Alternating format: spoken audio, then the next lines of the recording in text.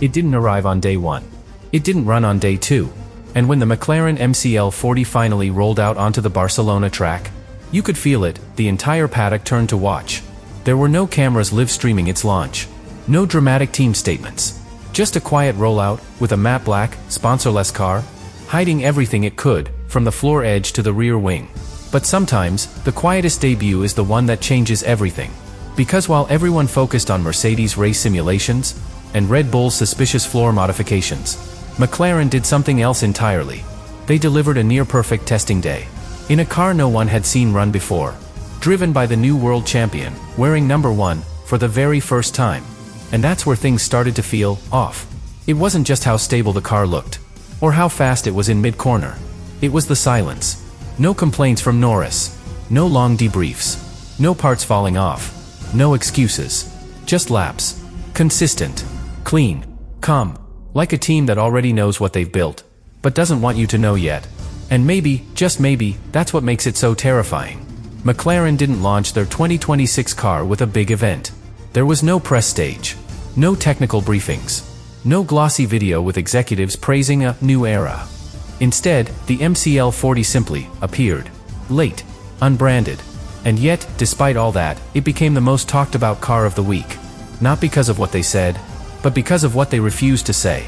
Officially, McLaren stated the delay was due to final correlation adjustments between the wind tunnel and CFD data. They claimed the shakedown was done privately, in Silverstone, just 48 hours before the test. No footage was released. No journalists were invited. And when the car arrived in Barcelona, it was wrapped, quite literally, in secrecy. The mechanics rolled it out under a makeshift awning. No engine start was broadcast. Even the onboard camera cover stayed shut until the final session of the day. The FIA didn't object. Other teams didn't protest. Because technically, McLaren hadn't broken any rules. But here's the thing, when a top team hides this much, it usually means one of two things. They're either deeply behind, or they're hiding something big. And if you asked the teams around them in the paddock, you got two very different stories. One group, mostly midfield teams, assumed it was damage control, a rushed car, a desperate attempt to get mileage on the board. But the other group, Red Bull, Mercedes, Ferrari, they watched McLaren closely. Too closely. Not with doubt, but with concern. Because if McLaren really was behind, they wouldn't have let Norris push as hard as he did. They wouldn't have run long stints, lap after lap, with the kind of stability you usually see in week 2, not hour 1. And they certainly wouldn't have debuted with 0 issues, on a layout as revealing as Circuit de Barcelona Catalunya. But that's exactly what happened. And while every team has their own internal checklist for testing, McLaren's checklist wasn't about fixing problems. It was about confirming something. A concept. A behavior. A direction that, if right, might change the shape of the front of the grid. And still, no one from McLaren has explained what that direction actually is. The first signs that something wasn't normal came halfway through the morning session. By that point, every team had already logged laps. Red Bull was calibrating sensors. Ferrari was evaluating tire degradation. Mercedes was quietly running full race sims. And McLaren? They had done no more than a handful of installation laps. No push laps. No timesheets. Nothing. The car looked smooth, but no one had seen it stretch its legs. Then, just before midday, Norris went out again. And this time, the tone changed. Onboard cameras finally went live. Sector times began to flash green. And engineers up and down the pit wall started paying attention. Not because McLaren was going fastest, they weren't. But because the car was doing something harder. It was staying perfectly consistent, corner after corner, even on high fuel. That's the moment teams began whispering. Because in testing, inconsistency is expected. New cars are unstable. Balance shifts. Tires fade quickly. But the MCL40?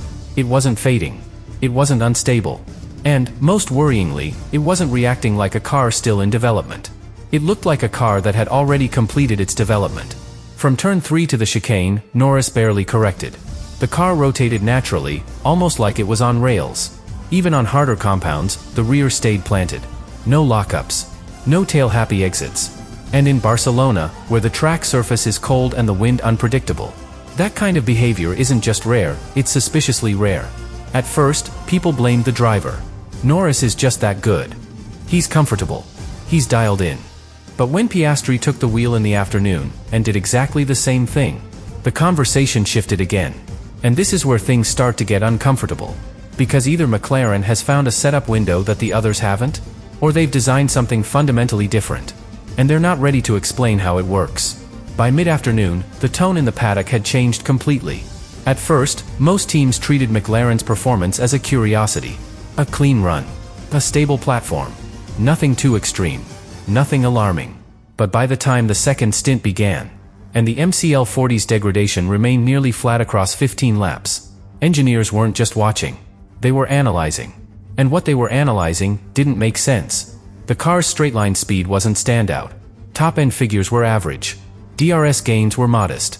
But in the medium-speed sections, especially turns 7 through 9, McLaren's corner speed was measurably higher than anything else on track.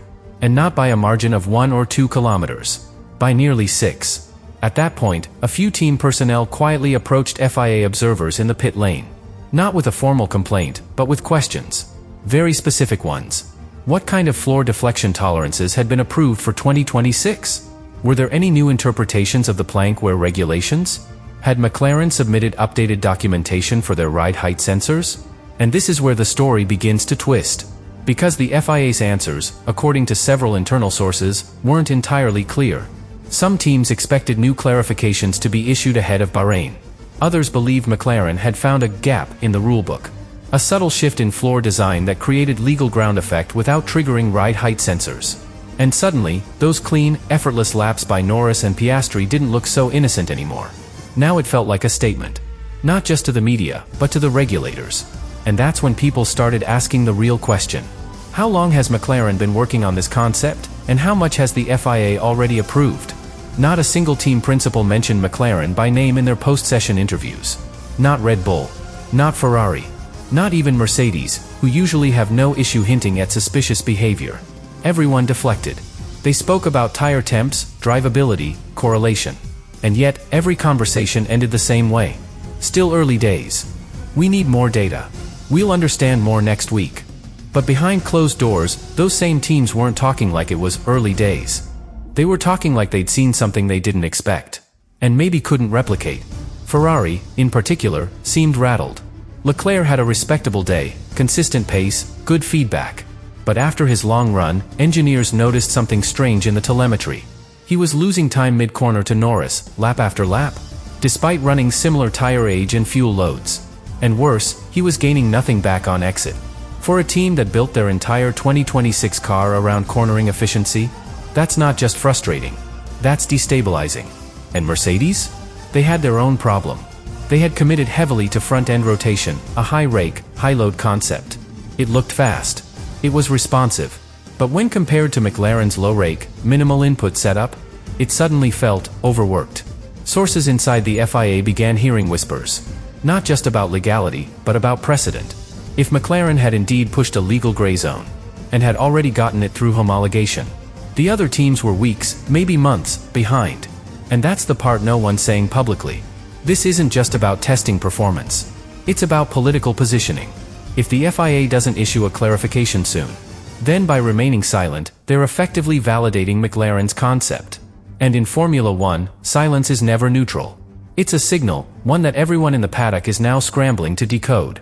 If McLaren's concept holds up over the next few tests, we're not just looking at a competitive car. We're looking at a car that might force others to change their entire direction before the first race. And that, in Formula One, is not just rare, it's almost impossible under the current cost cap. Ferrari are perhaps the most exposed. They've spent months fine-tuning a platform designed for agility and sharpness. A car that responds quickly to input, thrives in rotation, and excels in medium-speed corners. But if McLaren's concept has found a way to extract downforce without drag, without sacrificing tire life, and without needing constant balance adjustments, then Ferrari's razor-sharp architecture suddenly looks fragile. You can't afford to drive on the edge if someone else has already moved the edge.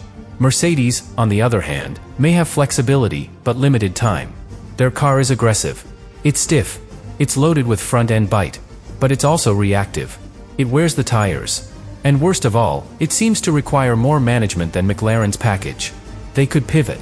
They could soften the platform, reduce load, chase balance.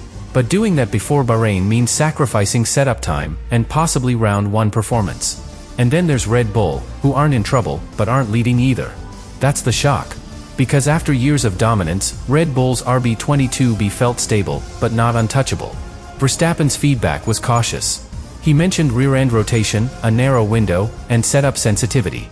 No complaints. But no fireworks either. And the moment Verstappen sounds uncertain, you know the competition is listening. This is why the FIA's next move matters.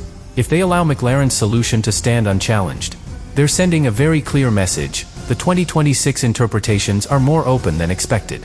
And that opens the floodgates. Suddenly, every team will start diverting resources into mimicry, even if it means delaying their own upgrade paths. But it's not just the teams who have something at stake. The FIA itself is now under scrutiny.